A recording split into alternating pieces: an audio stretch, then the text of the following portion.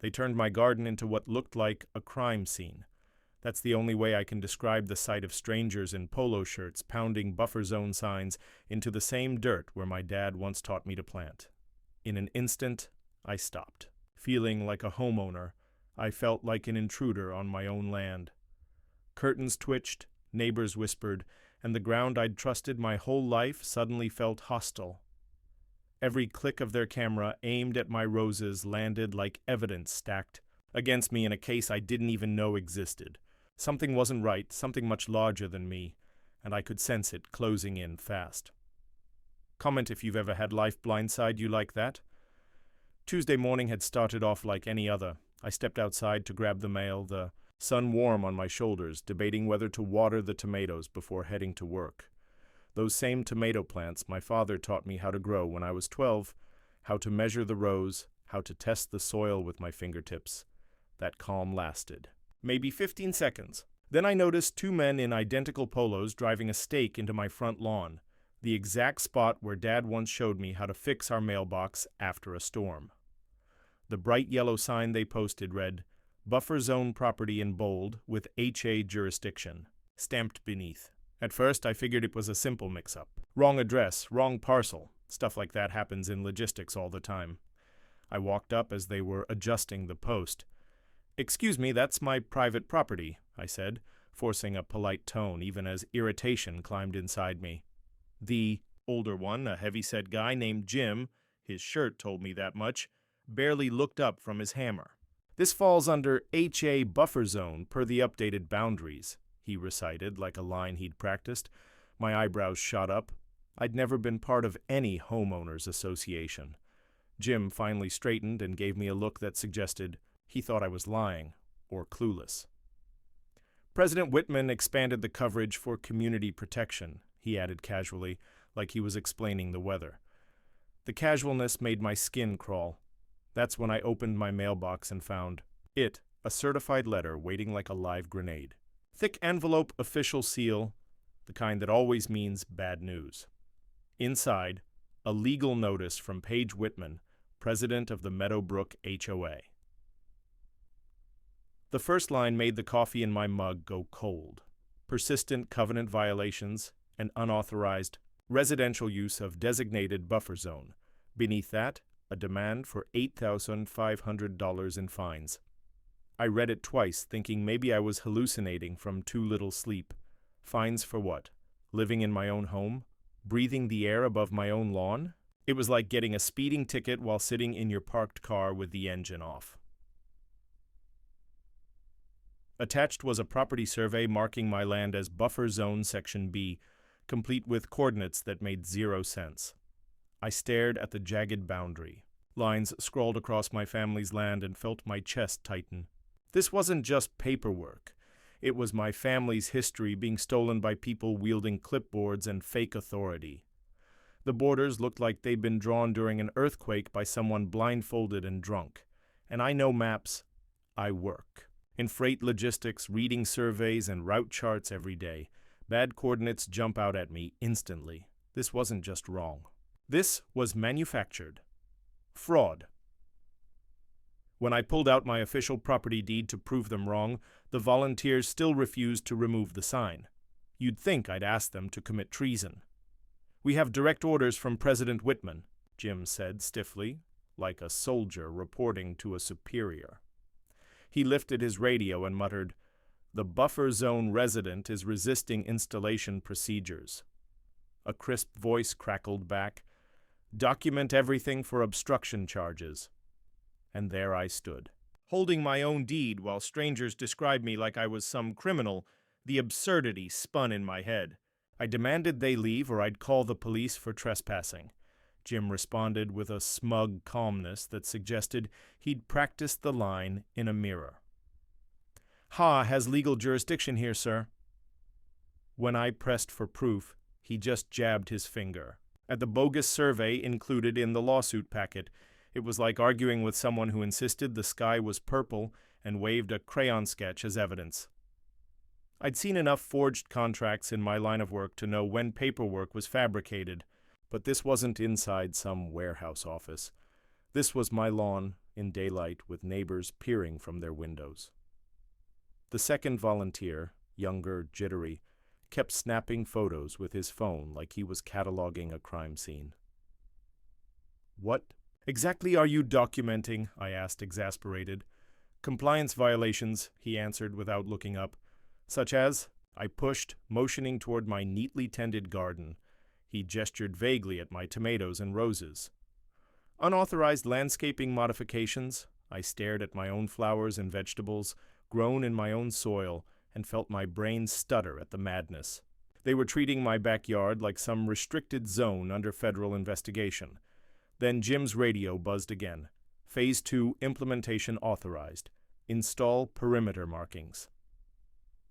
The younger guy hustled back to the truck, grabbed orange cones, and started setting them down along what they claimed was the boundary. The line cut straight across my driveway, sealing off access to my garage. I stood frozen as they boxed in my property, like they were locking down a hazardous spill site. Except the hazard was me. Mrs. Henderson from next door watched me, with real worry in her eyes, probably trying to figure out if I'd done something so terrible that it justified this kind of official-looking intrusion by people in uniforms. I stood there clutching that bogus map, and a chilling thought hit me so hard it felt like I'd swallowed ice water. Either the county had botched my deed for nearly 3 decades, or someone had been fabricating boundaries to swindle homeowners out of their land with forged paperwork. The volunteers hammered their sign into the ground and marched off as if they'd just staked a claim on newly conquered soil. Meanwhile, I was left in my own driveway holding legal documents that accused me of trespassing on my own property. The situation would have been absurdly funny if it hadn't been so deliberately crafted to ruin me financially through legal intimidation. The orange cones in my driveway stood like little shrines to someone else's greed and nerve. I picked one up, turning it over in my hands. On the base, written in permanent marker, were the words, "Property of Meadowbrook HOA." That's when it sank in. They had actually purchased props for their scheme, tools for a theater production built to frighten ordinary families. This wasn't some petty spat between neighbors about a fence line. It was orchestrated fraud dressed up as community service, and I was their newest target. Standing there among their cones, I knew this wasn't mere harassment. This was a war. They were gearing up to win. For the next 6 hours, I buried myself in county database records like my survival depended on it, because in a way, it did. My kitchen table became a command center, papers stacked high, red circles marking every discrepancy until the whole scene looked like a detective board from a crime drama. The first discovery floored me. The Meadowbrook HOA didn't even exist. Until October 2004, their original charter covered just 37 homes on Elm Circle. My house, built in March 1998, 6 years and 3 months earlier. How could anyone claim I'd broken rules that hadn't even been invented when my home was constructed? The founding boundary lines ended at Oak Street, a natural cutoff where the subdivision stopped and individual lots began. But now, their so-called territory had sprawled 3 blocks beyond, as if they suddenly owned half the zip code. Digging deeper into amendment filings, I spotted a disturbing trend. 2006, 2009, 2012, 2017.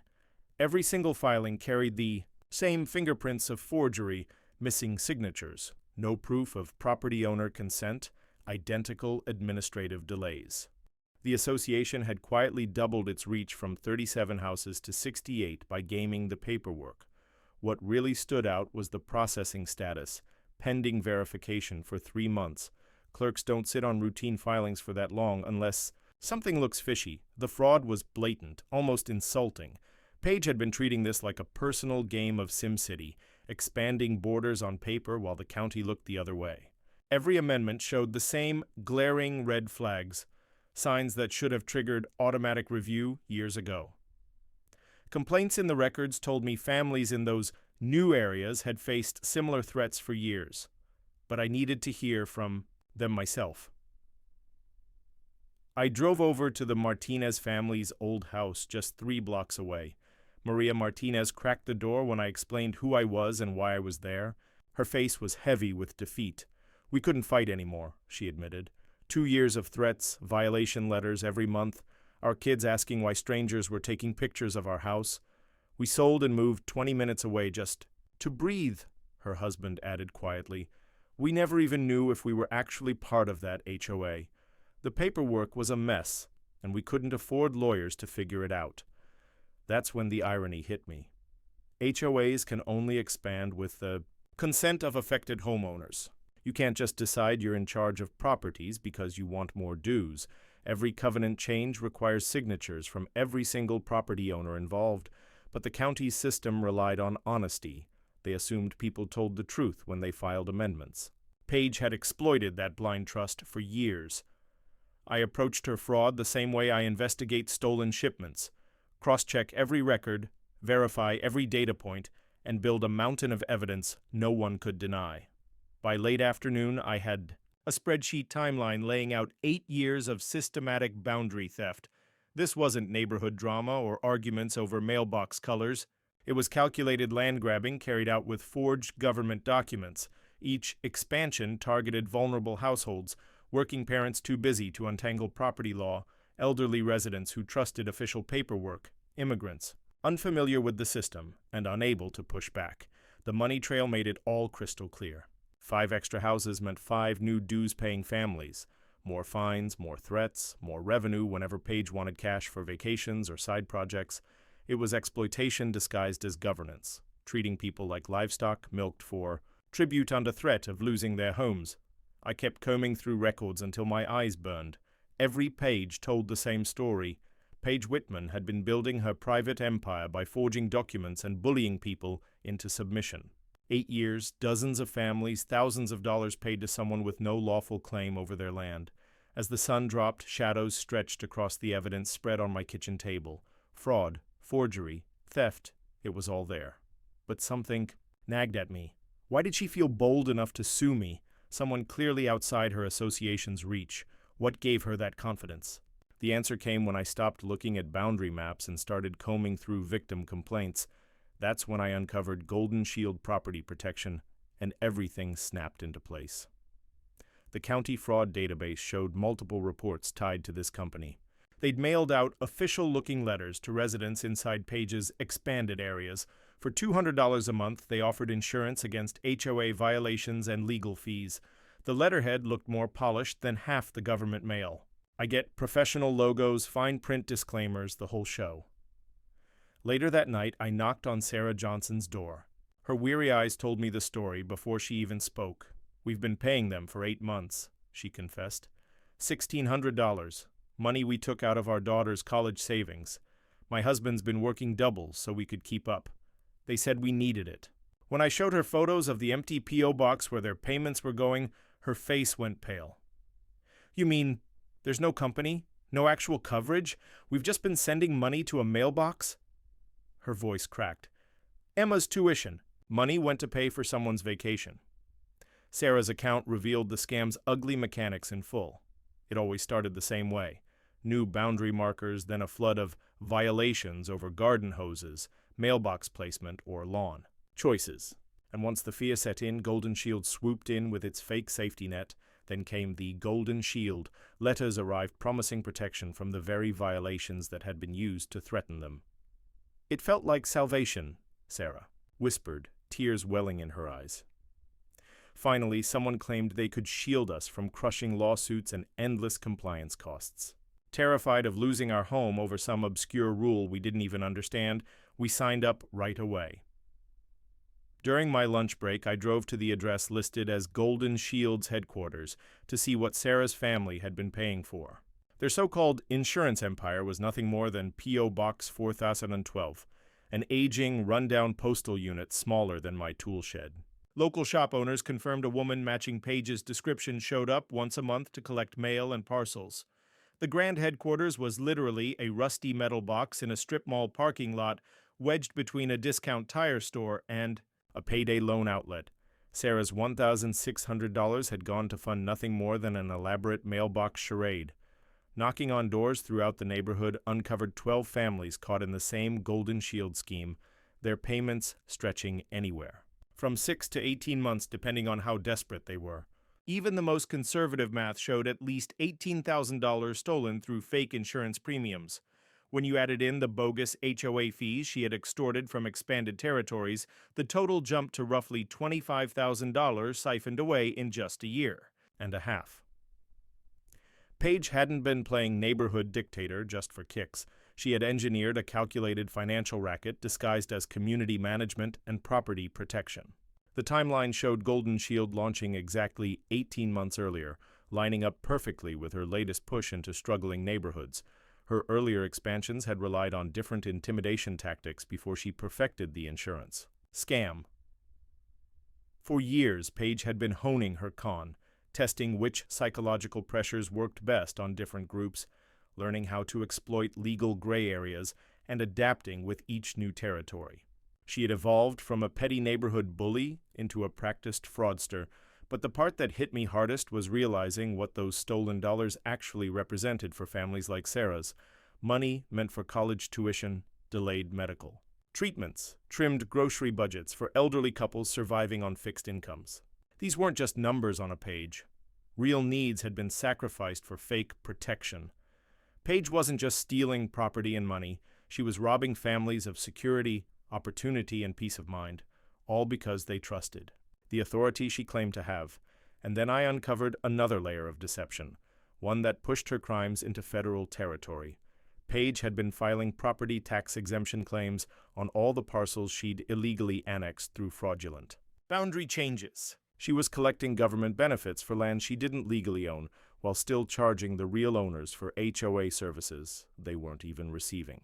It was taxation in reverse, the government unknowingly subsidizing her theft while neighbors were bled dry at the same time. She was looting both her community and the federal treasury.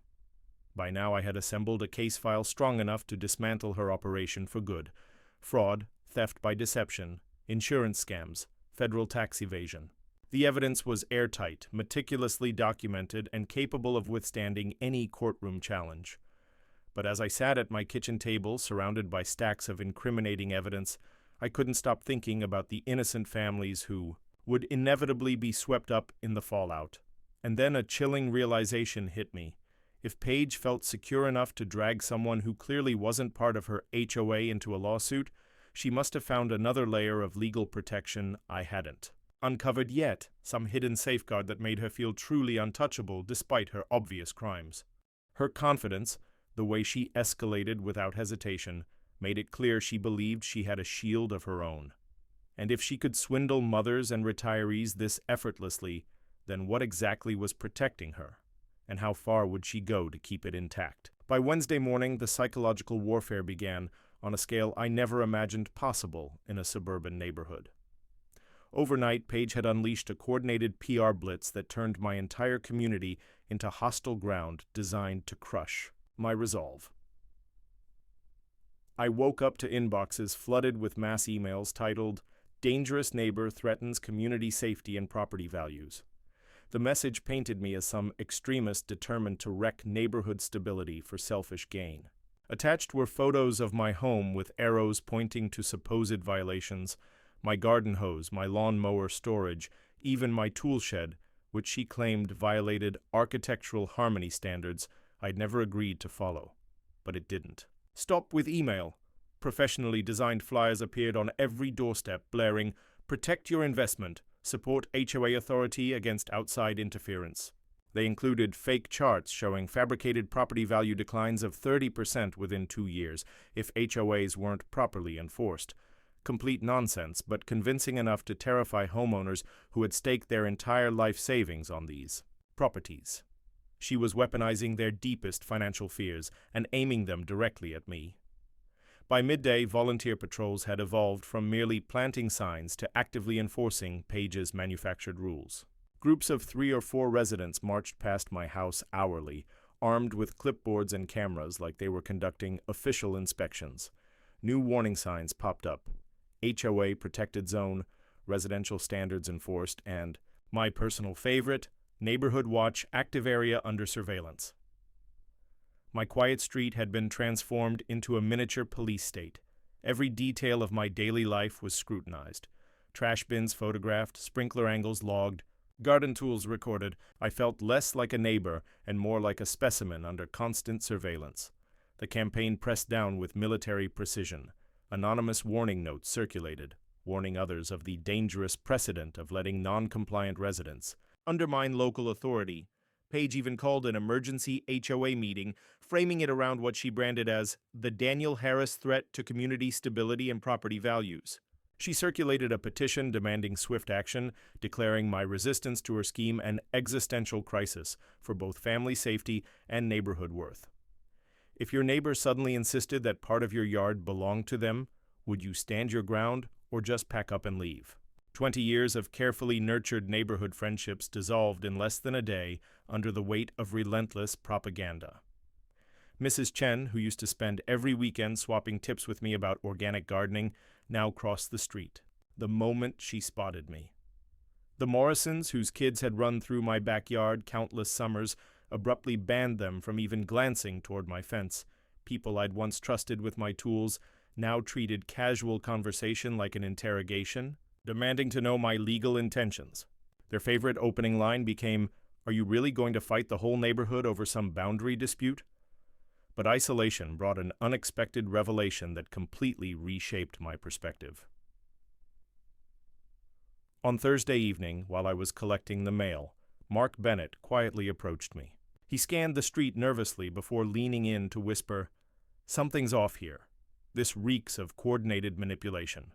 He explained he was an attorney and had been reviewing the documents circulating through the neighborhood. None of it holds up legally once you read the fine print, he confided, making sure no volunteer watchers were listening. Mark revealed that several other residents had privately admitted they doubted both the timeline and legitimacy of the HOAs. Supposed territorial expansion. That's when I realized I had to document everything for my own protection. I began filming the so-called volunteers while they measured boundaries on my land, recording their trespassing in real time. GPS checks confirmed their surveys were deliberately falsified, engineered to match a fabricated narrative rather than the real property lines. Every hostile exchange was photographed, time-stamped, and archived for potential use in court. I felt like an undercover operative gathering intelligence against enemy agents inside my own neighborhood. During one of our covert meetings, Mark broke down the cold strategy at play. Page's genius lay in psychological warfare. Most people, when hit with something that looked official and faced with neighborhood pressure, simply paid the fines instead of enduring long, costly court battles. "She's betting you'll cave before this ever gets to trial," he said. Fear and financial exhaustion were her real weapons, breaking people down before they could defend themselves. The campaign escalated when Page filed harassment charges against me, claiming I was obstructing HOA workers lawfully performing their duties. Almost immediately, city code enforcement showed up, citing an urgent complaint about supposed health and safety hazards on my property. The inspectors scoured every corner and found absolutely nothing. But the message couldn't have been clearer. Page could summon government agencies at will to tighten the pressure. 3 confirmed allies against 40 manipulated families. By any rational calculation, the odds were impossible. Page had convinced nearly the entire neighborhood that their property values and their children's futures depended on crushing me socially and legally.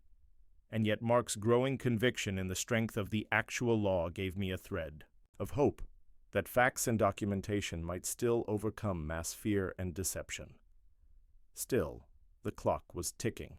The neighborhood was slipping further away, and I had only one last chance to prove the truth before being buried. That Sunday night became the longest stretch of my adult life, 18 hours of caffeine strong enough to fuel heavy machinery, and relentless organization that would decide everything. My kitchen table was buried under evidence binders, timelines, and financial breakdowns, laid out like battle maps for a war against systematic lies. Every sheet of paper represented months of investigation, evidence that could either expose Page's scheme or completely implode and take me down with it. Late-night phone calls with Mark guided me through the labyrinth of legal procedures, including a quiet title action to challenge the fraudulent land claims. It felt like orchestrating the most complex shipping route of my career. But instead of cargo, the freight was my financial survival and reputation in a community I had called home for 20 years. at 3 hours a.m. as my eyes burned under the lamplight. From hours of reviewing documents, Mark revealed the nuclear option in property law, an ultimate move that could turn the tide. A quiet title action is a legal process meant to resolve disputes over who truly owns a property when claims overlap or boundaries are contested. Mark explained this to me over the phone, his tone worn thin from a night spent digging through case law. His strategy wasn't just to counter the HOA's accusations against me, it was to challenge their entire legal authority in court. The stakes couldn't have been higher, either complete victory or utter defeat. There was no room for compromise, no partial settlement. As Mark warned, I either proved she was orchestrating a criminal scheme or I'd have my name permanently ruined under binding legal precedent. At 3:30 a.m., the vulnerability I'd been suppressing all week finally slipped out, like poison leaking into my bloodstream. Do you really think I can take down an entire organizational system with nothing but legal filings and arguments? I asked him during our final call, doubt twisting inside me. What if I'd misunderstood some key principle of property law? What if a precedent already existed that actually gave her legitimate power over the land around mine? That spiral of fear was suffocating in the dark hours before dawn. But then I remembered Sarah Johnson's tears, how her daughter's college savings had been drained to pay for bogus insurance fees. By 5 a.m., I stood at my window, watching HOA volunteers sweep the street with flashlights, recording my home as if they were surveilling a criminal threat. The surreal contrast steeled my determination, while they treated me like public. Enemy number one outside, I was inside gathering proof that could unravel their fraudulent empire. They believed they controlled the narrative, yet I was sitting among documents that exposed every lie their authority rested on. Have you ever faced a moment where you had to stake everything on the truth while surrounded by people committed to believing lies? Around 4 a.m., exhaustion mixed with caffeine gave me a strange clarity. I realized that my outsider status wasn't a weakness at all, it was my sharpest weapon. HOA members were trapped in Paige's closed system of dispute procedures, where she held absolute control. But as a third-party property owner, I had entirely different rights that let me bypass her authority altogether. So I prepared like I was going to war. Multiple copies of critical records sealed in fireproof cases, witness lists ready, timeline charts designed so even a tired judge could follow, and financial breakdowns that made their fraud undeniable in simple numbers. My entire career in logistics, the precision, the coordination, was now weaponized against one woman's suburban empire. And yet, sleep wouldn't come, because there was a haunting risk. If I won, I could unintentionally ruin families who had faithfully paid their dues, believing Paige's lies. 40 households might discover their fees were worthless, their property values at risk of collapse. My strategy was powerful but dangerous. One misstep in procedure, one missing record, one discrepancy in the timeline, and she'd have everything she needed to bury me in legal costs and community exile. Mark had stressed this endlessly. Judges usually lean toward respecting HOA authority unless presented with overwhelming proof of criminal fraud. You only get one shot to prove she's running a criminal operation, he'd remind me each time. By sunrise, standing in my backyard while volunteers set up for their last night of surveillance, the full gravity of what I was about to do sank in. This wasn't just about my driveway anymore. It was about uncovering a system that had been draining families for years, enriching a neighbor who'd weaponized trust for profit. The cones Paige had planted across my driveway still stood there, cheap plastic markers of a false empire. Each one symbolized years of deception. Looking at them, I felt calm. Either they'd be gone by nightfall, or I'd lose everything to a neighbor who turned community management into a personal racket. Mark showed up at 7 a.m. with new case law. In hand, documents he'd pulled during his sleepless night. These cases set precedents that can shift entire counties, he explained as we reviewed our strategy one final time. If you win, it shields every property owner from fraudulent HOA expansion. If you lose, it gives others the legal cover to spread through fabricated claims. This battle wasn't just mine anymore. It would ripple outward to thousands of families. I walked through my house once more before heading to court, trying to picture life if Paige won.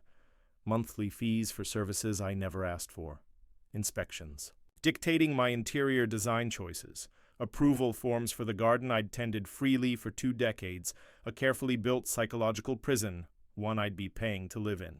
If I failed, Paige wouldn't just claim my property, she'd own my life. Monday morning at the courthouse felt like stepping into theater. Paige arrived not like a defendant, but as if she were being honored at a ceremony. She carried herself with the air of someone who owned the building itself, expensive suit, costly attorney, polished briefcase, a confident stride. Meanwhile, I sat beside Mark at the defendant's table, armed with nothing but a single folder packed with months of investigation into her crimes. The contrast in the room was sharp, carefully staged to feel intimidating, meant to rattle both. Me and the audience watching, around 30 neighbors had gathered, treating the hearing like a gladiator match for their entertainment. Their expressions reflected the success of the propaganda campaign that had painted me as a threat to the stability of their community. Paige had engineered this entire spectacle to maximize psychological pressure. She wanted me to defend myself before an audience that had already been conditioned against me through calculated fear tactics. Every family sitting there believed their home values relied on my complete legal defeat and forced compliance with fraudulent authority. The atmosphere bristled with hostility, crafted to break my focus before I could reveal evidence of her crimes. Paige's opening remarks carried the polish of weeks of rehearsal. She spoke with practiced grace about HOA community protection, neighborhood stability, and the supposed necessity of upholding strict property standards for everyone's financial security. Her forged boundary documents were presented as legitimate expansions framed as essential to preserving property values. She declared that I had willfully violated buffer zone rules out of spite and disregard for neighbors' welfare. Her line, "Your Honor, we're simply safeguarding reasonable property values and neighborhood standards for hardworking families," was delivered with such convincing sincerity it could have won an award, and the gallery seemed moved by it. Judge Morrison's initial reaction leaned toward her polished performance. He nodded thoughtfully, remarking that homeowner associations provide valuable services for communities. As he examined her documents with apparent approval, he questioned why I resisted what looked like cooperative efforts for collective benefit. Between Paige's composure, the staged community support, and the courtroom theatrics, I felt the weight of her strategy closing in. This was exactly the advantage she had been constructing for months. My turning point came when I dropped my defensive stance and pivoted to offense, the plan I had been preparing ever since uncovering the depth of her scheme. "Your Honor," I began, "before we even discuss alleged violations, shouldn't we first establish whether this HOA has any legitimate legal authority over my property?" I introduced a quiet title action to settle the real boundary disputes. Instead of defending myself against fabricated authority, I'd like to challenge the legal foundation of these territorial claims. The energy in the courtroom shifted immediately. In seconds, I went from accused to accuser. The dismantling of her empire began with authentic county zoning records that invalidated every one of her so-called expansions. Side-by-side comparisons showed that Paige's boundary amendments were nothing but manipulated coordinates designed to strip neighbors of their land. I laid out a timeline proving 8 years of illegal expansion through falsified government filings. GPS data confirmed the true property lines against the fictional ones she'd claimed for years. Piece by piece, the evidence built an irrefutable case of calculated fraud that stunned the audience. When I exposed the insurance fraud, panic spread across Paige's legal team. My investigation had traced Golden Shield Property Protection back to a non-existent company. State business registry searches confirmed it, while documents showed its headquarters was nothing more than a decrepit mailbox. Security footage revealed monthly premium collections by someone who matched Paige's description exactly. Golden Shield operated out of a post office box smaller than a garden shed, I explained, as Judge Morrison leaned in with growing concern. From the gallery, Mrs. Chen gasped. She recognized the same insurance letters she had once considered. Watching someone's entire world collapse in real time is unforgettable. The shift in the room was instant and dramatic. Neighbors who had sat in judgment moments earlier now wore faces of shock as they realized they'd been deceived. The judge's Demeanor changed as well, from impatience to deep concern about the criminality emerging in the evidence. Page's composure cracked with every revelation. Whispers spread through the gallery as families began to understand the scale of her exploitation. One resident quietly recorded the proceedings, sending the truth beyond the courtroom walls in real time. Then came the tax fraud. I revealed property tax exemption records proving she had claimed benefits for years on land she didn't legally own, while simultaneously charging actual owners for services they never received. She was double-dipping, robbing neighbors while also stealing from taxpayers, funneling government funds into the very fraud she ran against the community. I laid it all out carefully for Judge Morrison, who by then was fully engaged and taking detailed notes. The point of no return arrived. Once Judge Morrison acknowledged that the case carried criminal weight far beyond a routine property dispute or neighborhood quarrel. During an extended recess, he initiated contact with the district attorney to discuss possible charges and a full-scale fraud investigation. What began as a straightforward lawsuit over property violations was quickly morphing into a federal criminal prosecution with multiple felony counts on the horizon. The judge's line of questioning shifted away from property law and directly into criminal procedure as evidence of Page's misconduct became undeniable. Her defense unraveled completely, pitiful in its collapse, as she failed to explain away glaring inconsistencies. Golden Shield's suspicious business registration records, missing signatures on boundary amendment filings, and bogus tax exemption claims for land she did not legally own. Each attempt at justification sounded hollow, rehearsed, and fragile under even the simplest questions about documents she had submitted as official government records. 8 years of fabricated authority were falling apart under the most basic legal scrutiny, I thought, watching her squirm beneath the judge's relentless probing. Around me, the audience's mood shifted visibly. Whispers spread, then grew into open conversations about long-standing suspicions, unexplained fee hikes, arbitrary enforcement of rules, and sudden neighborhood boundary changes. Did anyone else get those insurance letters right after the new signs went up? Sarah Johnson asked loudly, sparking murmurs of recognition. The community awakening was happening in real time as people connected the dots and realized they had all been manipulated on a grand scale. Judge Morrison's closing questions honed entirely on criminal fraud, not civil property issues. Mrs. Whitman, according to county records, these tax exemption claims were filed on properties you do not legally own, he said while reviewing evidence. Can you explain how you justified receiving government benefits for land outside your association's jurisdiction? The silence that followed was crushing and incriminating. Her lawyer leaned in, whispering frantically, almost certainly, urging her to invoke the Fifth Amendment as the criminal consequences became inescapable. The once confident neighborhood figurehead who had walked into court that morning was now exposed as a fraud, staring down federal charges of systematic deception, theft, and tax evasion. The speed of her downfall felt unreal, almost dreamlike, and as her attorney scrambled to contain the damage, I realized this wasn't just a courtroom matter anymore. The entire county was about to witness the empire of lies she had built crumble before their eyes. Chapter 7. The Perfect Legal Storm. By the afternoon recess, word had spread like wildfire. The courthouse, once calm, erupted into a full-scale community uprising. Mark explained the legal irony to me in the hallway. Page engineered her own destruction.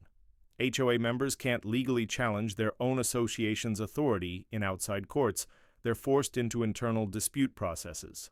But outside property owners have the legal right to demand jurisdictional proof and contest fraudulent boundary claims independently. By suing you, someone outside her HOA, she handed you the very weapon that could dismantle her entire scheme. He shook his head in disbelief. By pulling an outsider into her fabricated kingdom, she gave you standing, something no HOA member had, to challenge everything she built through years of fraud and manipulation. She gave you the procedural keys to burn it all down through legitimate courts. Meanwhile, the courthouse lobby became a battleground. Headlines raced across neighborhood networks. HOA president under federal fraud investigation. Families stormed the building, demanding answers about years of skyrocketing fees and arbitrary punishments. Sarah Johnson climbed onto a bench, shouting to the crowd, "She stole our kids' college funds to pay for fake insurance policies." The truth hit like a shockwave. Their so-called neighborhood management was nothing more than a criminal racket. Rage boiled over. Golden Shield victims marched inside, demanding their premiums back and immediate criminal charges. Parents who had paid fraudulent fees for years began organizing on the spot, trading phone numbers, waving around violation notices. One father shredded his own citation and tossed the scraps into the air. 8 years of this garbage, he yelled. Another mother was already on the phone with local news outlets exposing the scheme live as it happened. The impromptu community meeting unfolding in that lobby was like nothing I'd ever seen. Parents turned on one another in disbelief, demanding to know why they hadn't questioned Paige's power grab sooner. In the middle of the uproar, Helen Brooks held up her original property surveys, shouting, "I've been warning you for years something wasn't right." Someone even suggested tossing all their HOA rulebooks into a bonfire right there on the courthouse floor. Security guards looked powerless as a once quiet group of suburban families transformed into an enraged mob demanding justice. Government agencies moved in almost immediately as the scale of the fraud became clear. The county tax assessor launched a probe into bogus property tax exemptions. The state insurance commission opened a full investigation into Golden Shield's fraudulent policies, and the district attorney ordered a comprehensive financial audit of the HOA's last 8 years of boundary expansion and fee collection. Banks froze every Meadowbrook account as authorities launched a criminal probe into money laundering operations. Paige's power structure unraveled instantly. Board members were firing off resignation emails in the middle of courthouse chaos. Katiu, property management company, cut ties immediately to protect its reputation, and the insurance provider canceled coverage as the fraud investigation deepened. For years, she had ruled through fear, but suddenly, no one would even acknowledge her presence. I watched as she slipped into total social isolation. The financial reckoning exposed just how vast her crimes were. Roughly $75,000 stolen through insurance scams, tax evasion, and illegal fees. Every shred of liability pointed back to Paige, who held both the Golden Shield business and the HOA presidency. Bankruptcy hit within hours, with legal fees and restitution demands towering over any available resources. Inside the courthouse lobby, the remaining board members voted on the spot to dissolve the association, desperate to distance themselves from the criminal probe. All 37 properties, along with the disputed lots, cast an unprecedented unanimous vote to disband immediately. For the first time in HOA history, the entire neighborhood agreed on something, recognizing they had all been victims of systemic fraud. Paige's obsession with control had backfired, uniting everyone against her. Mark and I watched as Helen Brooks finally got her vindication. Her original property surveys proved the HOA's authority had never extended beyond Elm Circle. The neighborhood now admitted they'd been deceived for years about their rights. Her quiet record-keeping had preserved the proof needed to uncover decades of theft and corruption. Sometimes the quietest neighbor holds the most powerful truth, I thought, as Helen received long-overdue recognition. Judge Morrison prepared his sweeping ruling.